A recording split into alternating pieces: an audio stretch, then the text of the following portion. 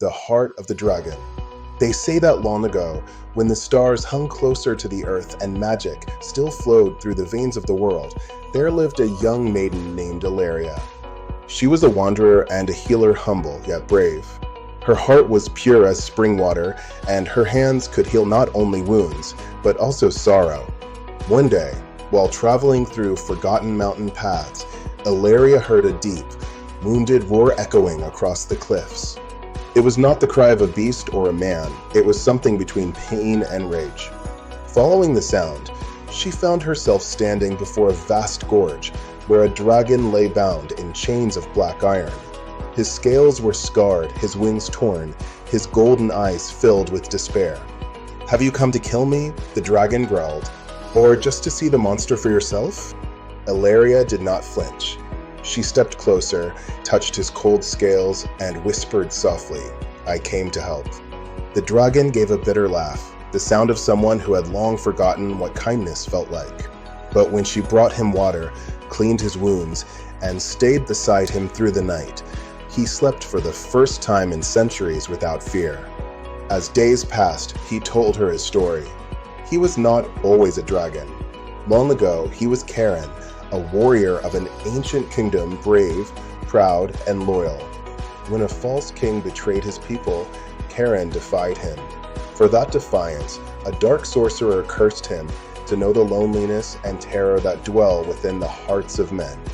The spell could only be broken if someone looked at him and saw not a beast, but the man he once was, if someone believed in him despite his darkness. No one ever had, until Ilaria came. When the black chains finally turned to dust, Karen remained a dragon. The curse had weakened, but not lifted. He could no longer become human. Ilaria didn't turn away. "You're not a monster, Karen," she said. "If you cannot be a man again, then you will be my dragon, my friend." They set out together. She walked the earth, and he soared above the clouds. They saved villages from bandits, healed the sick, and drove away shadows that haunted the forests. People feared the dragon, but soon stories spread about the healer and her guardian in the skies. At night, by the fire, Ilaria would tell him tales of laughter, music, and the warmth of home. Karen listened silently. Sometimes her voice made him feel something long forgotten, almost human. But evil never forgets those who break its chains. The sorcerer who had cursed Karen felt his power waning, and he came back, cloaked in shadow, leading an army born of darkness. "You've hidden behind her light for too long," he hissed. "Tonight, I take it from you, and her with it." The battle was terrible. Lightning split the sky, and the earth burned beneath dragon fire. Karen fought with all his might, but the sorcerer's magic struck Ilaria down. And at that moment, when her heart stopped, something within Karen broke. It was not rage. It was love. He roared so loud that the heavens trembled. The ancient curse cracked beneath the weight of his grief.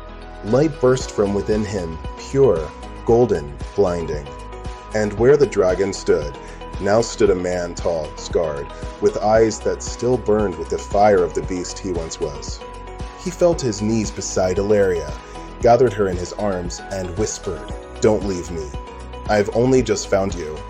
Her breath was fading. So he placed his hand over her heart, and from his chest poured a gentle flame, warm, bright, alive. It flowed into her, reigniting her heart. When Ilaria opened her eyes, Karen was gone. In his place lay a single scale, glowing like a fallen star. Ilaria kept it close all her life. They say she became a great healer, wise and kind. But on misty mornings, she would climb the mountain and gaze at the skies. And when the wind carried the distant echo of a dragon's roar, she would smile, because she knew he still lived, not in flame or flesh, but in the light she carried within her heart.